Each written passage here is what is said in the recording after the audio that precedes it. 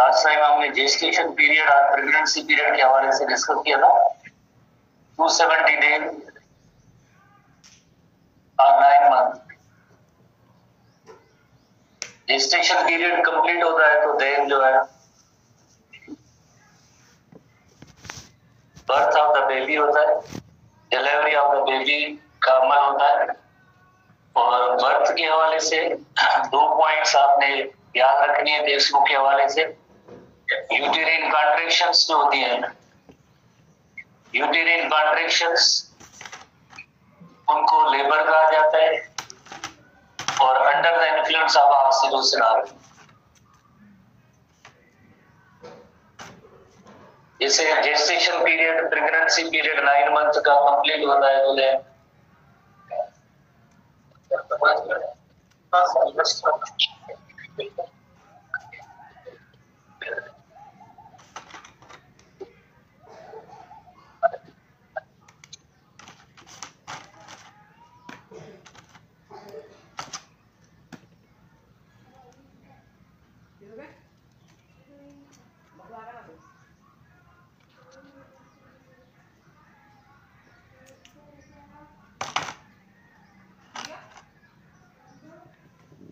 Gestation period जैसे complete होता है तो ऑक्सीटोसिन हार्मोन जो है मदर की तरफ से रिलीज होता है। मदर की तरफ ऑक्सीटोसिन जब रिलीज होगा तो यूटेरिन कॉन्ट्रैक्शन की वजह से जैसे डिलीवरी ऑफ द बेबी होता है। जस्ट 2 ही पॉइंट्स हैं बर्थ के हवाले से आपने नोट कर दिया, ज्यादा इतना इस तरह से इससे टॉपिक के अंदर कुछ भी नहीं है।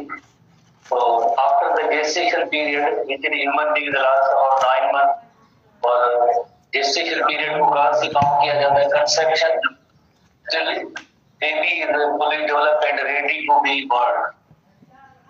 तो आखिर में जैसे लाइक जब 9 मंथ की जेस्टेशन पीरियड की जब कंप्लीशन होती है तो muscles of uterus begin to contract and relax. Overall जैसे बर्थ के जो 3 फेजेस होते हैं जिसमें नंबर 1 जो पहला फेज होता है यूटेरिन मसल्स की कॉन्ट्रैक्शंस का होता है। लॉन्गेस्ट फेज होता है तकरीबन 6 hours 8 hour even 10 hours more than 10 hours भी लगते हैं ताकि जो है वाइडनिंग ऑफ द सर्विक्स हो। जब तक सर्विक्स वाइडनिंग उसकी नहीं होती है तो डिलीवरी ऑफ द बेबी नहीं होती है। इसलिए जो इतनी यूटेरिन कॉन्ट्रैक्शंस होती है और यूटेरिन contractions under the influence of hormone होता है, उसका नेम होता है ऑक्सीटोसिन हार्मोन होता है। Under the influence of hormone the strong contraction of the uterus of muscles of the uterus उसे हम कहेंगे लेबर कहेंगे। बाय द वे लेबर जो एक ऐसा टर्म है फिजियोलॉजिकल प्रोसेस है जिसके जरिए फीटस जो extra embryonic membrane umbilical card placenta ये सब जो है विजाइना के जरिए पास आउट होता है, जो समल को हम कहते हैं लेबर कहते हैं। जैसे यू नो वेरी वेल कि प्रेग्नेंट वुमेन होती है उसी के अंदर जो प्लेसेंटा बनती है, अम्बिलिकल कार्ड तभी बनती है, एक्स्ट्रा एम्ब्रियोनिक मेम्ब्रेन तभी बनती है और यंग वन जो डेवलप हो चुका है सबकी जो है विजाइना के जरिए पास आउट होता है, इस अमल को हम कहते हैं जैसे हम कहते हैं लेबर कहते हैं। और लेबर क्यों होता है? Why because of release of oxytocin hormone. और ऑक्सीटोसिन हार्मोन आपको बताया जो posterior lobe of pituitary gland से रिलीज होता है। रिलीज होने का जो अमल होता है posterior lobe of pituitary gland से होता है, रिलीज होने का अमल। एक्चुअली जो फॉर्मेशन या प्रोडक्शन जो है आपको बताया हाइपोथैलेमस स्टोर्ड सिक्रीशन होती है posterior lobe of pituitary gland के अंदर, आगे इसकी स्टोरेज होती है, वहीं से देन जो रिलीज होता है। इस वजह से हमारे बुक के अंदर या हम जो पढ़ते हैं कि oxytocin hormone is concerned with the posterior lobe of the pituitary gland. जैसे इसमें आपने 2 ही टर्म याद रखने, contraction of the uterus muscle, यूटेरिन muscles की कॉन्ट्रैक्शन को लेबर कहते हैं। और ये लेबर क्यों होता है? व्हाई बिकॉज़ आपको under the influence of oxytocin hormone. Chapter 3 के अंदर जब हम हार्मोन पढ़ रहे थे तभी हम इस ऑक्सीटोसिन का हमने डिस्कस किया था कि 2 इफेक्ट होते हैं, एक जिस तरह से यूटेरिन कॉन्ट्रैक्शन है चाइल्ड बर्थ के दौरान और दूसरा जो है release of milk from memory gland, release of milk from memory gland. 2 function है इसके। तो एक छोटी इलस्ट्रेशन देखते हैं। तो इसे पॉजिटिव फीडबैक मैकेनिज्म को हम थोड़ा समझने की कोशिश करेंगे कि जैसे जेस्टेशन पीरियड जैसे कंप्लीट होता है तो oxytocin causes smooth muscle lining of the uterus to contract. Smooth muscles जो है उनके अंदर यूटेरिन कॉन्ट्रैक्शन होगी कॉन्ट्रैक्शन होने की वजह से baby pushing against the cervix, cervix जो है जाहिर है डायलेट होनी है, तो सबसे ज्यादा या मैक्सिमम पीरियड यही होता है कॉन्ट्रैक्शन का जिसमें सर्विक्स डायलेट होती है। तो सर्विक्स डायलेट होगी और स्ट्रेचिंग इसमें होगी। स्ट्रेचिंग होगी तो ये एक तरह से cause nerve impulse to the brain, stretching की वजह से ये सिग्नल या मैसेज मदर के ब्रेन की तरफ ये सिग्नल जाएंगे और देन रिजल्ट में क्या होगा, पॉजिटिव फीडबैक मैकेनिज्म के accordingly brain stimulates posterior gland to release oxytocin. इसी तरह से और भी ऑक्सीटोसिन रिलीज होता जाता है। तो जेस्टेशन पीरियड जैसे कंप्लीट होता है तो देन जो है एक पॉजिटिव फीडबैक मैकेनिज्म के जरिए जैसे यूटेरिन कॉन्ट्रैक्शन होगी तो और भी जिस तरह से मजीद जो ऑक्सीटोसिन जो है मदर की बॉडी से प्रोड्यूस होता जाता है। जैसे डिलीवरी ऑफ द बेबी की टाइम पे जब जैसे प्रेगनेंसी पीरियड कंप्लीट हुआ ऑक्सीटोसिन रिलीज होती है, यूटेरिन कॉन्ट्रैक्शन होती है। यूटेरिन कॉन्ट्रैक्शन होने की वजह से baby pushes against the cervix causing it to stretch. जैसे ही स्ट्रेचिंग होती है तो ये सिग्नल जो है ब्रेन की मदर की ब्रेन की तरफ सिग्नल जाते हैं और मदर की तरफ ब्रेन की तरफ सिग्नल जाते हैं तो देन अगेन जो और मोर जो है ऑक्सीटोसिन हार्मोन प्रोड्यूस होता है। इस तरह से जितना ज्यादा ऑक्सीटोसिन हार्मोन प्रोड्यूस होगा इतनी जो स्ट्रॉन्ग यूटेरिन कॉन्ट्रैक्शन होती है। मोर ओवर लाइक एक अगर लेडी डॉक्टर या उसके पास जैसे डिलीवरी का अमल जैसे हो रहा है तो वो भी एक इंजेक्शन के जरिए या सिंथेटिक ऑक्सीटोसिन होता है वो भी मदर को देते हैं तो और मजीद जैसे यूटेरिन कॉन्ट्रैक्शन के अंदर एक तेज होने का अमल होता है और देन जो डिलीवरी ऑफ द बेबी होता है, then delivery of the baby. अच्छा, उसके बाद जैसे इनकी हेडिंग और भी है, लैक्टेशन की हेडिंग है। जैसे हमने नोट किया था इससे पहले कि यूटेरस के अंदर जो ईच एंड एवरीथिंग जो डेवलपिंग एम्ब्रियो को मदर ही प्रोवाइड करती है थ्रू प्लेसेंटा। प्लेसेंटा के जरिए मदर ही एम्ब्रियो को न्यूट्रिशन प्रोवाइड करती है, ऑक्सीजन प्रोवाइड करती है। जब डिलीवरी ऑफ द बेबी हो जाती है तो आपको पता है कि लाइक अब डिलीवरी मीन्स यंग वन भी जैसे उसका बर्थ हो चुका है, अम्बिलिकल कार्ड को भी कट कर चुके हैं और उसके बाद जैसे प्लेसेंटा भी रिमूव हो जाएगी तो अब जैसे इस दुनिया के अंदर जैसे इसकी इंडिपेंडेंट लाइफ होती है तो अब ये सारे इसके लाइक ब्रीदिंग जैसे अमल है या इसको अलग से न्यूट्रिशन चाहिए तो after the birth of the baby umbilical card cut, कल भी हमने जैसे इसका डिस्कस किया था, जब अम्बिलिकल कार्ड कट हो जाती है तो फूड सप्लाई जो अब एम्ब्रियो को जो मदर की तरफ से पहले मिल रही थी अब नहीं मिलेगी, अब वो डिस्कनेक्ट हो गई। कल हमने जैसे डिस्कस किया था कि अम्बिलिकल कार्ड को कट किया जाता है तो अब जो है इसे यंग वन को फूड कहाँ से मिलेगा, मदर के मिल्क के जरिए इसको फूड मिलता है। Now fade on the nutritious secretion that is called the milk, और मिल्क कहाँ से प्रोड्यूस होता है, मदर के मेमरी ग्लैंड से प्रोड्यूस होता है। You know very well human being का भी ताल्लुक जैसे क्लास मेमेलिया से है तो उसमें मेमरी ग्लैंड्स है, मेमरी ग्लैंड्स से प्रोड्यूस मिल्क, मदर की मेमरी ग्लैंड्स मिल्क प्रोड्यूस करते हैं और उसको जो है अब मिल्क मिलने का अमल शुरू होता है। पर ये फर्स्ट जो मिल्क होता है उसे हम कहते हैं कोलेस्ट्रम कहते हैं। फर्स्ट मिल्क जो होता है वो जरा थिक मिल्क होता है उसे हम कहते हैं कोलेस्ट्रम कहते हैं। जो ट्रू मिल्क होता है वो अभी तक नहीं बना है। ये फर्स्ट मिल्क जो कोलेस्ट्रम है थिक मिल्क होता है, वेरी नेसेसरी होता है यंग वन के लिए। वाई बिकॉज इसके अंदर काफी सारी एंटीबॉडीज होती है, मदर की तरफ से एंटीबॉडीज जो यंग वन को मिल रही होती है थ्रू कोलेस्ट्रम। बिकॉज जो ओरिजिनल अभी जो मिल्क है जो मेमरी ग्लैंड्स प्रोड्यूस करेंगे तो उसको 1 दिन 2 दिन या 3 दिन लग सकते हैं। बिकॉज हर हार्मोन जैसे उसके रिलीज होने का एक अलग टाइम है। जब तक प्रोजेस्टेरोन बढ़ा था हार्मोन तो उस वक्त जैसे अभी प्रोलैक्टिन भी इतना जो वर्क नहीं कर रहा था। अब जाहिर है जब डिलीवरी ऑफ द बेबी हो चुकी है तो अब प्रोजेस्टेरोन की सिक्रीशन भी नहीं रही क्योंकि प्लेसेंटा भी रिमूव हो चुकी है। अब जिस तरह से क्या होगा लाइक मेमरी ग्लैंड्स को प्रोलैक्टिन हार्मोन स्टिमुलेट करेगा फॉर मिल्क प्रोडक्शन। तो अब ये जो मेमरी ग्लैंड्स होते हैं उनकी जो डेवलपमेंट होती है प्रेगनेंसी पीरियड के दौरान ही होती है under the influence of 2 hormones oestrogen and progesterone hormone. ये तो दोनों रिलीज हो रहे थे throughout the pregnancy period, दोनों हार्मोन रिलीज हो रहे थे ईस्ट्रोजन एंड प्रोजेस्टेरोन हार्मोन। इनके इन्फ्लुएंस में मेमरी ग्लैंड्स की डेवलपमेंट होती है। जैसे after delivery of the baby के बाद अब जो है प्रोलैक्टिन हार्मोन, नाउ जो प्रोलैक्टिन हार्मोन है वो स्टिमुलेट करेगा मेमरी ग्लैंड्स को स्टिमुलेट करेगा और उससे कहेगा कि आप जो मिल्क प्रोड्यूस करें, दो चीजें अलग होती हैं, एक जैसे मिल्क रिलीज का अमल और दूसरा मिल्क प्रोडक्शन का अमल। तो मिल्क प्रोडक्शन का जो अमल होता है प्रोलैक्टिन हार्मोन से रिलेटेड होता है। मिल्क का जो प्रोडक्शन का जो अमल होता है वो हार्मोन जो होता है उसका नेम होता है प्रोलैक्टिन हार्मोन होता है। तो prolactin hormone stimulates mammary gland for the secretion और production of the milk. Chapter 3 के अंदर भी हमने पढ़ा है काफी बार कि दो चीजें अलग हैं, आप इनको अलग अलग डिस्टिंग्विश करेंगे। जैसे मिल्क रिलीज और मिल्क प्रोडक्शन का अमल। तो प्रोडक्शन का जो अमल होता है प्रोलैक्टिन हार्मोन के इन्फ्लुएंस में, रिलीज होने का जो अमल होता है ऑक्सीटोसिन का होता है। तो ये आपने 2 पॉइंट्स इनको नोट करनी है कि development of mammary gland under the influence of which hormone, under the influence of oestrogen and progesterone hormone. और उसके बाद जैसे मेमोरी ग्लैंड को मिल्क प्रोडक्शन के लिए स्टिमुलेट कौन करता है, मिल्क प्रोडक्शन के लिए स्टिमुलेट करेगा प्रोडक्शन के लिए प्रोलैक्टिन हार्मोन। प्रोलैक्टिन हार्मोन कहां से रिलीज होता है, you know very well, prolactin hormone releases from anterior lobe of the pituitary gland. Anterior lobe of the pituitary gland, वहां से जो है ये हार्मोन रिलीज होता है। तो इसी तरह से जो है ये लैक्टेशन का अमल होता है। लैक्टेशन हेडिंग है हमारे बुक में, जो इसमें लैक्ट लफ्ज की मीनिंग की होती है मिल्क। तो इसमें आपने देखा कि डिलीवरी के बाद अम्बिलिकल कार्ड कट हो गई तो जाहिर है कट हुई तब डिलीवरी हुई, तो देन अब बेबी को मिल्क की जरूरत है, मदर की मिल्क की।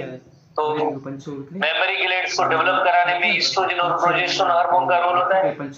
और देन जो है प्रोलैक्टिन हार्मोन जो है स्टिमुलेट करेगा मेमोरी ग्लैंड्स को ताकि उससे जो मिल्क प्रोड्यूस हो सके, ताकि उसके अंदर मिल्क प्रोड्यूस हो सके। रिलीज होने का अमल जो है एक और hormone again oxytocin hormone. Oxytocin hormone की एक्शन की वजह से मिल्क रिलीज होता है। Release of milk from the breast brought about by the contraction of the muscles under the influence of oxytocin hormone।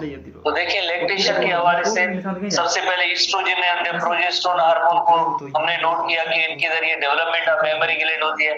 उसके बाद जैसे प्रोलैक्टिन हार्मोन मिल्क प्रोडक्शन के लिए स्टिमुलेट करता है। और देन जो oxytocin hormone release of milk from memory gland. तो इतने ज्यादा हार्मोन्स इन्वॉल्व होते हैं मिल्क प्रोडक्शन और देन रिलीज के लिए। तो oxytocin hormone immediately secreted when breast is stimulated by the suckling action of the baby। अक्सर हम एनिमल्स में भी जैसे देखते हैं कि जो लाइव स्टॉक या एनिमल जो घरों के अंदर जो रखे जाते हैं तो उनके अंदर यही होता है कि जो लाइक एक पार्ट जो होता है उसके यंग वन का होता है। तो तकरीबन 2 मिनट 3 मिनट तक जो यंग वन जो है उस मदर को तरफ जाता है और उनको स्टिमुलेट करता है। फिर जो है देन मदर की बॉडी से ऑक्सीटोसिन रिलीज होता है। फिर उसके बाद जो ही मिल्क रिलीज होने का अमल होता है। And newborn baby know how to suck and immediately start the suckling of the milk. जाहिर है जो मदर है उस मिल्क के जरिए अपने यंग वन को जैसे लाइक फीड करती है, नॉरिश करती है मिल्क के जरिए। उसके बाद टेस्ट ट्यूब बेबी एक हेडिंग है। थ्रू आउट द वर्ल्ड एक डेटा है कि लाइक 10% ऐसे कपल्स होते हैं जिनमें यंग वन प्रोड्यूस करने की सलाहियत नहीं होती है। 10% ऑफ द कपल, जैसे बुक की फिगर्स हैं तो उन्हें जहन में रखनी है, याद रखना है। 10% मुख्तलिफ रीजन हो सकते हैं, कई डिजीज हो सकती है, कई एबनॉर्मलिटीज हो सकती है, कई डिसऑर्डर हो सकते हैं जिसमें वो कपल मैरिड कपल जो अपने यंग वन प्रोड्यूस नहीं कर सकते। जिसमें वन ऑफ द रीजन ये भी हो सकता है कि जैसे ऐसी फीमेल का ओविडक्ट अगर ब्लॉक हो जाए तो स्पर्म वहां तक नहीं पहुंच पाएंगे।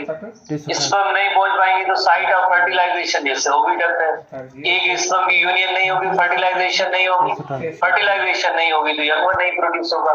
एक रीजन ये भी हो सकता है कि कुछ ऐसे भी मेल पर्सन होते हैं जिनकी स्पर्म्स का काउंट भी कम होता है, स्पर्म के अंदर जैसे टेल भी नहीं होता है। तो फिर देन स्पर्म जो है लाइक टेल नहीं हो तो अगर स्विम करने का जो लाइक उसका जो अमल होता है वो भी मुतासर होगा। लाइक स्विमिंग नहीं हो सकेगी तो ओविडक्ट तक रीच नहीं कर सकता। बहरहाल मेनी रीजन तो उसमें कोई भी रीजन हो सकता है, पर उसमें 10% ऐसे कपल्स होते हैं दुनिया के अंदर जिनमें बेबीज को प्रोड्यूस करने की उनमें सलाहियत नहीं होती है।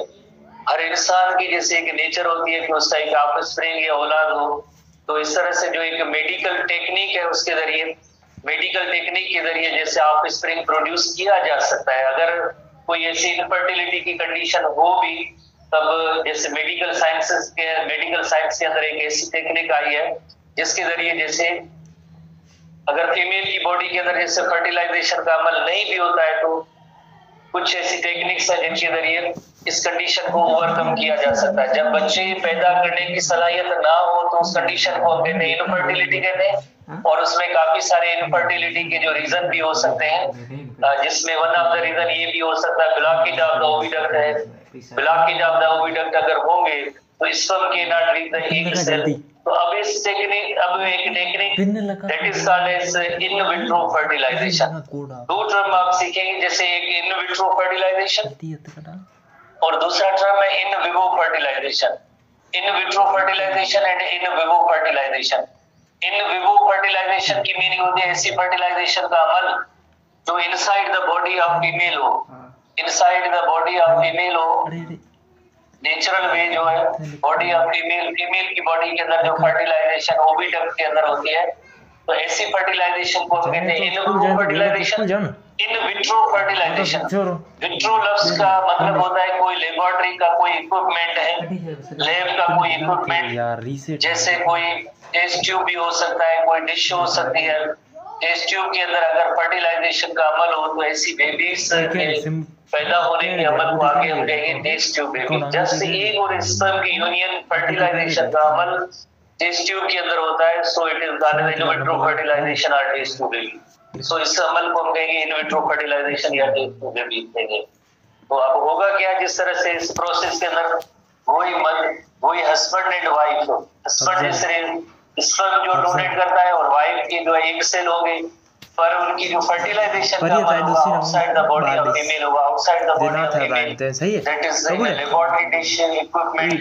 तो this procedure two sides are sucked ovary before ovulation, क्योंकि जैसे हर एक फीमेल के हवाले से अपना जो है ओव्यूलेशन या जो एक मेंस्ट्रुअल साइकिल जो आपको पता होता है किस दिन पे जैसे एग रिलीज हो सकते हैं, तो एग रिलीज होने से पहले जैसे उनके जो है सकअप किए जाते हैं, और एक टेक्निक के जरिए जैसे सकअप करने के बाद इनको टेस्ट ट्यूब में रखा जाता है।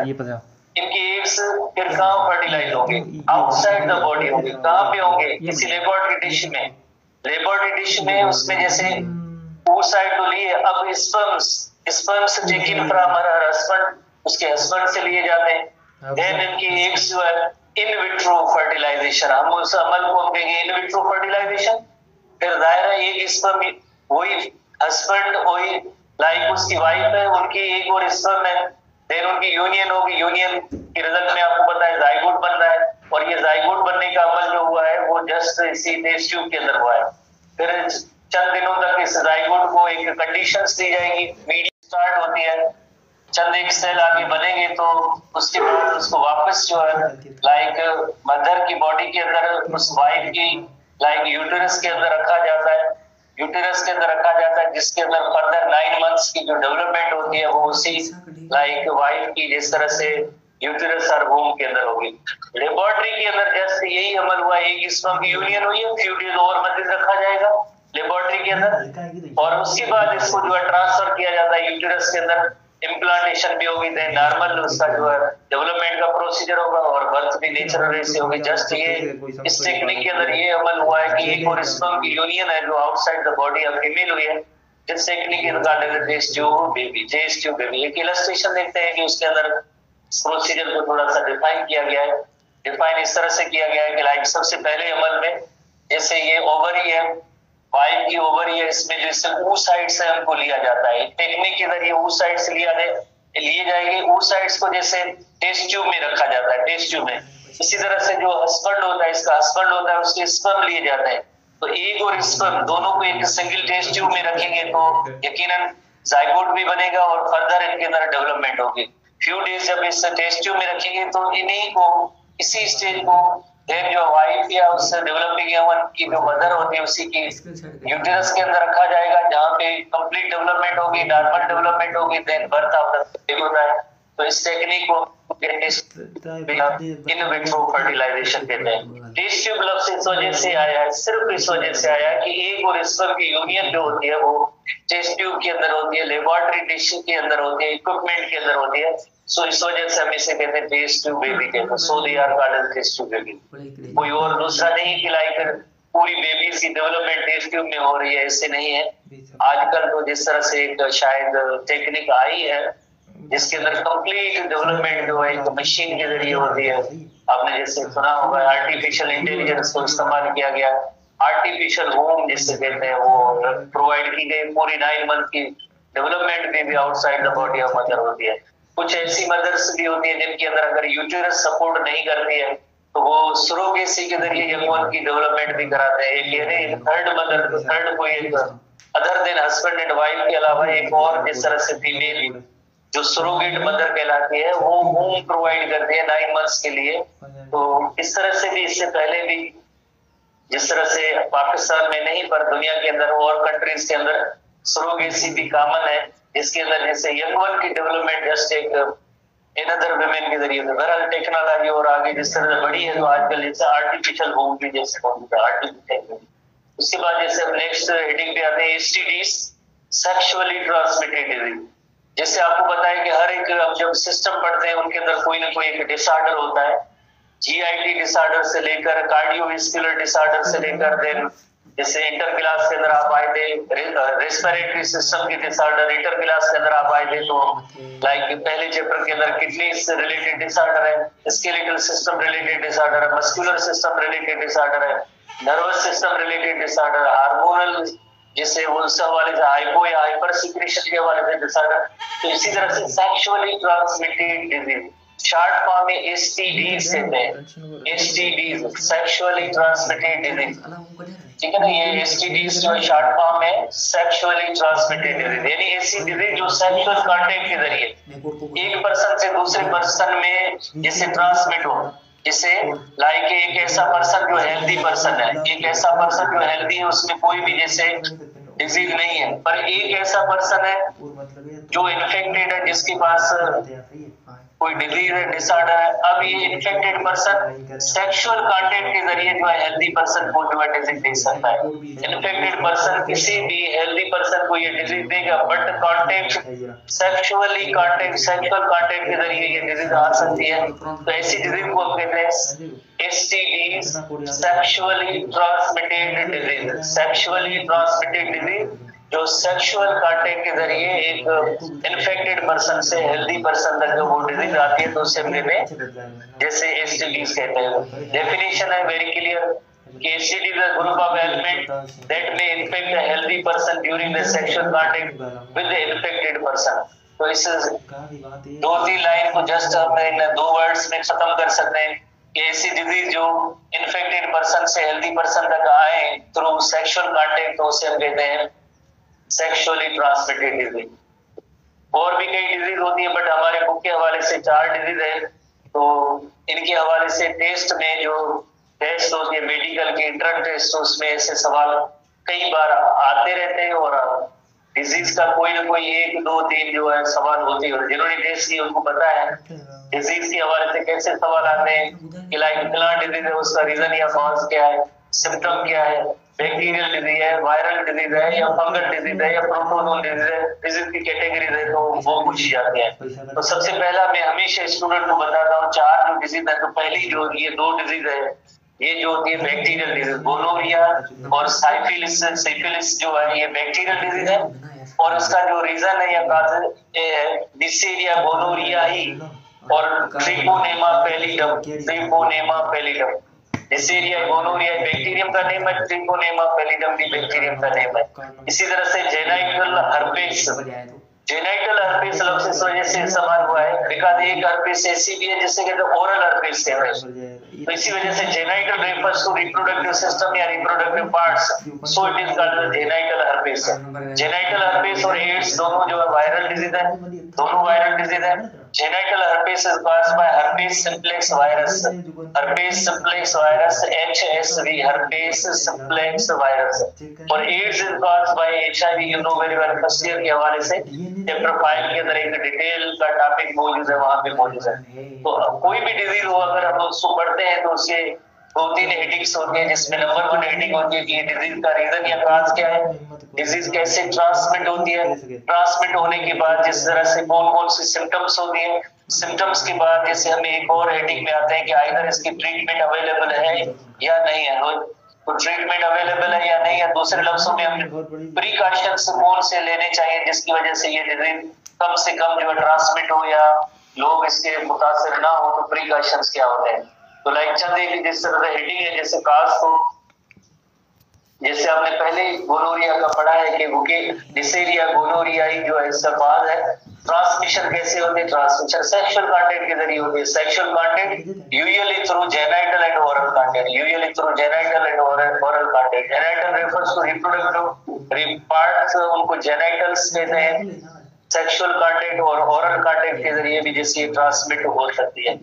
और किसी अनलकी पर्सन को अगर ऐसी डिजीज होती है तो फिर देन उनमें कौन सी निशानियां या सिम्टम्स होती हैं? तो इसके अंदर वोन्स अपीयर होते हैं। वोन्स इन जेनाइटल ट्यूब्स। अब जेनाइटल ट्यूब्स कौन से? जैसे अगर मेल के जेनाइटल ट्यूब को देखा जाए तो यूरिथ्रा है, फीमेल के जेनाइटल ट्यूब को देखा जाए तो उसमें ओविडक्ट है। उसके अंदर वोन्स अपीयर होंगे, वोन्स अपीयर होंगे। स्पेशली जैसे मेल की जो यूरिथ्रा है, मेल की यूरिथ्रा है, उसके अंदर बर्निंग सेंसेशन। कब? जब यूरिनेशन, वो पर्सन जब यूरिन डिस्चार्ज करेगा तो उस अमल को हम कहेंगे यूरिनेशन कहेंगे। तो उस वक्त एक शदीद किस्म का जो है जिस तरह से एक बर्निंग सेंसेशन और पेनफुल एक कंडीशन जो है ऑब्जर्व होगी। इतनी पेनफुल कंडीशन ऑब्जर्व होगी कि पर्सन की लेट से एक सोच होती है कि बस यूरिनेशन ही ना हो, इतनी एक पेनफुल कंडीशन होती है जिसमें डिस्चार्ज अब थिक पस, व्हाइट पस, वो भी साथ साथ में रिलीज होती है। ये अगर दो सिम्टम अगर किसी मेल में है तो यकीनन उसको जो है गोनोरिया है। Burning sensation during urination, number 2 discharge of thick white पस फ्रॉम यूरिथ्रा अगर रिलीज होती रहे तो यानी उस मेल के अंदर जो है गोनोरिया है, उस मेल के अंदर गोनोरिया होगी। तो दो निशानियां ये होती हैं। इसी तरह से फीमेल की अगर जिस तरह से ओविडक्ट में वोन्स आते हैं तो ओविडक्ट जो है इनका जो डैमेज और ब्लॉक हो सकता है। तो आपको पता है कि अगर ओविडक्ट ब्लॉक हो गया तो फर्टिलाइजेशन नहीं होगी, फर्टिलाइजेशन नहीं होगी तो इनफर्टिलिटी की कंडीशन डेवलप हो जाएगी। इसी तरह से अगर यूरिथ्रा डैमेज हो जाए तो मेल रिप्रोडक्टिव फ्लूइड उसका भी डिस्चार्ज नहीं होगा। तो male as well as female दोनों इनफर्टाइल हो सकते हैं इस इन्फेक्शन की वजह से। एक बहुत ही बड़ा इसका जो इफेक्ट ये होता है गोनोरिया को, अगर इसको ट्रीटमेंट प्रॉपर ना की जाए तो मेल हो या फीमेल हो वो इनफर्टाइल हो सकते हैं। वो उनमें बच्चे पैदा करने की देर सलाहियत जो होती है वो खत्म हो जाएगी, तो इनफर्टाइल हो जाएगी, इनफर्टिलिटी की कंडीशन डेवलप होती है। सिम्टम्स भी आते हैं और सिम्टम्स जैसे काजेज इनफर्टिलिटी, जैसे अभी हमने नोट किया कि फीमेल भी इनफर्टाइल हो सकते हैं, मेल भी इनफर्टाइल हो सकते हैं क्योंकि इनकी जो है ट्यूब्स जो है वो ब्लॉक होते हैं। जैसे यूरिथ्रा भी ब्लॉक हो सकता है और इसी तरह से जो है ओविडक्ट भी, उसमें भी जो ब्लॉकेज हो सकती है। तो इस तरह से इनफर्टिलिटी होगी। इन्फेक्टेड मदर, एक और जैसे एडवर्स इनकी कंडीशन तब होती है जब डिलीवरी होती है, ड्यूरिंग डिलीवरी होती है तो मदर से न्यूबॉर्न के अंदर भी ये जो बैक्टीरिया में ट्रांसफर हो सकता है। इन्फेक्टेड मदर से न्यूबॉर्न में भी ये जैसे बैक्टीरिया में जा सकता है, ड्यूरिंग द डिलीवरी जा सकता है। और जब बेबी को अगर ऐसा बैक्टीरिया मिल गया तो जाहिर है उसमें पहले शुरू में आई इन्फेक्शंस होंगे, कोई नॉर्मल इन्फेक्शन नहीं है, because of these infections are caused due to the gonorrhoea. अगर फिर इन इन्फेक्शन की ट्रीटमेंट ना कराई जाए तो ऐसा बेबी जो है ब्लाइंड हो जाएगा, आगे उसकी नजर जो बिल्कुल खत्म हो जाएगी। ट्रीटमेंट इसकी अवेलेबल है एंटीबायोटिक्स के जरिए। दूसरी डिजीज भी आते हैं, दैट इज सिफिलिस का काज, जैसे एक spirochaete bacterium you know very well, जो स्पाइरल शेप्ड बैक्टीरिया होते हैं उन्हें हम कहते हैं स्पाइरोकीट बैक्टीरिया कहते हैं। बैक्टीरियम का नेम है ट्रिपोनेमा पैलिडम बैक्टीरियम है। ये ऐसा लाइक डिसऑर्डर है जिसमें एक से ज्यादा सिस्टम है वो डैमेज हो सकते हैं। रिप्रोडक्टिव ऑर्गन्स भी डैमेज हो सकते हैं, स्केलेटल सिस्टम भी डैमेज हो सकता है, नर्वस सिस्टम भी इसका जो है उसको भी जैसे लाइक इफेक्ट हो सकता है। तो ये आप तीन जो सिस्टम इनको नोट करेंगे, reproductive system, nervous system, skeletal system, तीनों जो है उसको जो है डैमेज हो सकता है। निशानी क्या है? कहा देंगे लार्ज नंबर ऑफ लीजन भी हम आते हैं। लीजन एक डैमेज्ड एरिया होता है, उससे हम कहते हैं लीजन की एक इलस्ट्रेशन देखते हैं कि व्हाट इज लीजन। जैसे अगर ये स्किन के हवाले से देखा जाए तो स्किन में ये ऐसे लीजन्स होते हैं, जो नॉर्मल स्किन होती है उसमें ऐसे डैमेज एरिया होते हैं, उन्हें हम कहते हैं लीजन्स कहते हैं। और ऐसे लीजन जैसे आपने ऑब्जर्व किए होंगे, जैसे चिकन पॉक्स किसी अलग की पर्सन को होती है तो स्किन के देन वो पहले जैसी नहीं होती है, उसके अंदर जैसे डैमेज एरिया होते हैं। लीजन इज अ डैमेज और एबनॉर्मल चेंज किसके अंदर आती है, जो अक्सर जो डिजीज के बाद जैसे स्किन लीजन्स होते हैं, चिकन पॉक्स के बाद जैसे स्किन लीजन्स होते हैं, चिकन पॉक्स, तो ये जो है इन्हें हम कहते हैं डैमेज एरिया को हम कहते हैं लीजन कहते हैं, damage area is called lesion. तो इसके अंदर जैसे एक निशानी है, लीजन्स अपीयर होते हैं, लीजन्स अपीयर होते हैं। ये डिजीज जो है अल्टीमेटली जैसे पर्सन का डेथ का सबब भी बन सकती है, बिकॉज इसका एक बड़ा इफेक्ट जो होता है जो नर्वस सिस्टम के हवाले से है, और न्यूरॉन जैसे डैमेज होते हैं, डैमेज होने के बाद रिपेयर नहीं होती है, डेथ का सबब भी हो सकता है। Both men and women are infected plus newborn और बेबीज है, उनको भी जैसे ये इन्फेक्शन मिल सकता है। ट्रीटमेंट अगेन मौजूद है, ट्रीटमेंट किस फॉर्म में, in the form of antibiotics की सूरत में मौजूद है। उसके बाद जैसे हर्पेस, जेनाइटल हर्पेस क्या है, जेनाइटल हर्पेस जैसे वायरस का नेम है herpes simplex virus, short form में HSV कहेंगे, herpes simplex virus, herpes simplex virus. Book में वायरस नहीं लिखा हुआ है, अगर HSV आता है कहीं पे भी तो मीन्स उसका मतलब है वही सेम जेनाइटल हर्पेस। तो इसमें जो blister, painful blister and ulcers appear होती है। ब्लिस्टर का मतलब ये होता है जैसे कभी कभार आपने देखा होगा स्किन के अंदर जैसे एक ऐसा एरिया जिसके अंदर कोई एक लिक्विड आके जमा हो सकती है, वो ये लिक्विड जो है पस भी हो सकती है और जैसे कोई फ्लूइड भी हो सकती है और इसके अंदर कोई प्लाज्मा भी जमा हो सकती है, तो ये जनरल टर्म है, इससे हम कहते हैं ब्लिस्टर कहते हैं। ब्लिस्टर और अल्सर कहते हैं डैमेज एरिया कहते हैं। जैसे हमने स्टमक के हवाले से पढ़ा हुआ, आपको याद होगा, peptic ulcer, gastric ulcer, oesophageal ulcer, duodenal ulcer. तो डैमेज एरिया जो इंटरनल लाइनिंग होती है तो उसे हम कहते हैं अल्सर कहते हैं। तो इसके अंदर ब्लिस्टर और अल्सर हो गए, तो हम ब्लिस्टर को समझते हैं पहले और अल्सर को समझते हैं कि ब्लिस्टर और अल्सर क्या होते हैं। जैसे ब्लिस्टर जो है जैसे ये स्किन का एरिया और इसमें जैसे एक बबल सा जो है इसके अंदर कोई लिक्विड जमा होती है उसे हम कहते हैं ब्लिस्टर कहते हैं।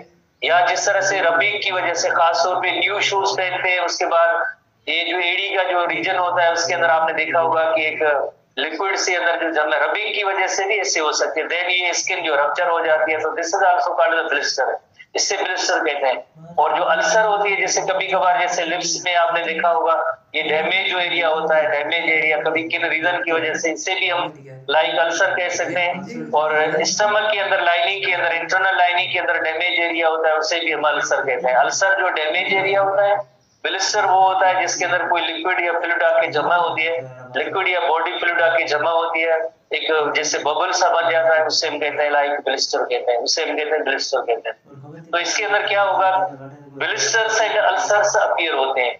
कहाँ अपीयर होते हैं, on and around the genital organ, on and around the genital organ, ये इनकी खास एक निशानी है।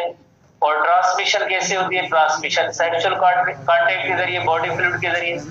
इसका इलाज मौजूद है एंटीबायोटिक्स के जरिए, पर खुद डिजीज का नहीं।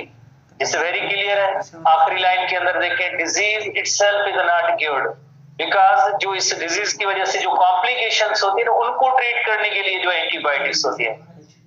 साइड में जैसे इस डिजीज की वजह से दूसरे पार्ट से ऑर्गन जो डैमेज होते हैं उनकी ट्रीटमेंट मौजूद है, डिजीज खुद का कोई इलाज नहीं है, क्योंकि वायरस को जैसे किल करने की एंटीबायोटिक ये नहीं है।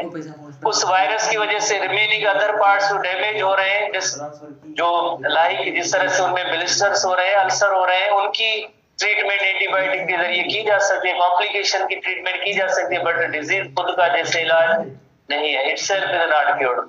आखिरी disease AIDS caused by HIV, full form आपने जैसे फर्स्ट ईयर के हवाले से पढ़ा है, acquired immune deficiency syndrome, AIDS syndrome कहते हैं कॉम्प्लेक्स ऑफ डिजीज को।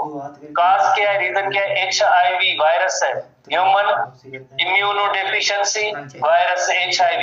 तो सिम्टम्स क्या होती है, जाहिर है आपको पता है कि ये हमारे इम्यून सिस्टम को जो है डेफिशिएंट करता है, वीक करता है, पुअर करता है। खास तौर पे आपको पता है कि टी लिम्फोसाइट्स हैं, हेल्पर टी सेल्स हैं, उनको डैमेज करते हैं। टी लिम्फोसाइट्स की एक कैटेगरी है helper T cells.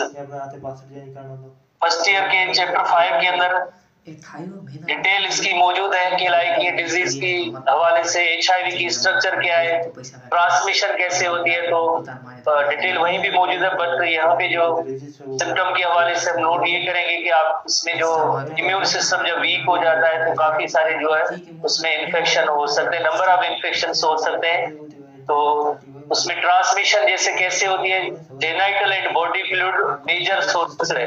First year के अंदर वेरी क्लियर है कि 90% HIV is transmitted through sexual contact. 90% HIV sexual contact के जरिए ट्रांसमिट होती है।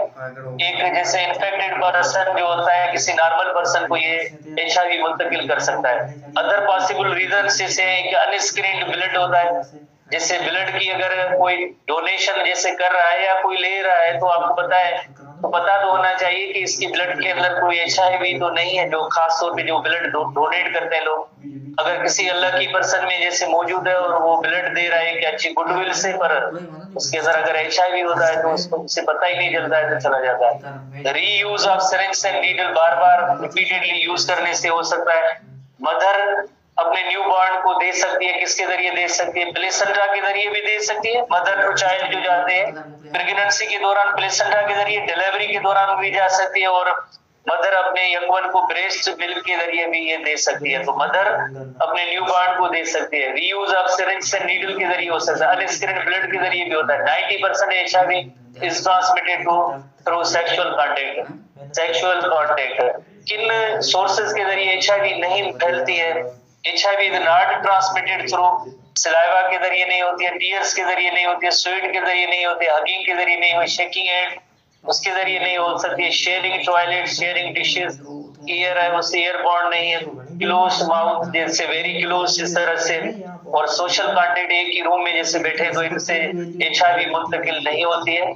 और इसकी जो कोई ट्रीटमेंट नहीं है, जस्ट प्रिकॉशंस है।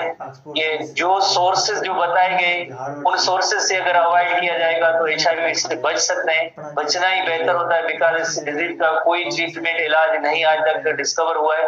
और दुनिया के अंदर जो है 1990 में जैसे ये डिजीज अपीयर हुई थी उस दिन से लेकर 35 मिलियन से भी ज्यादा लोग जो है इस डिजीज की वजह से मरे हैं। और इतने ज्यादा जैसे इस वक्त भी केसेस मौजूद हैं, इतने केसेस मौजूद हैं तो ये पता नहीं आगे कितने लोगों को नेक्स्ट आगे जो है ट्रांसमिट कर सकते हैं, और इलाज कोई भी नहीं है। तो आप अंदाजा करें कि इतनी एक डेडली डिजीज है, जस्ट प्रिकॉशन से ही इसको अवॉइड किया जा सकता है, इसका कोई इलाज नहीं। वो नहीं कर लिए हमारे अकाउंट गया है ना, मैसेज गया जाएगा ना वो दिया।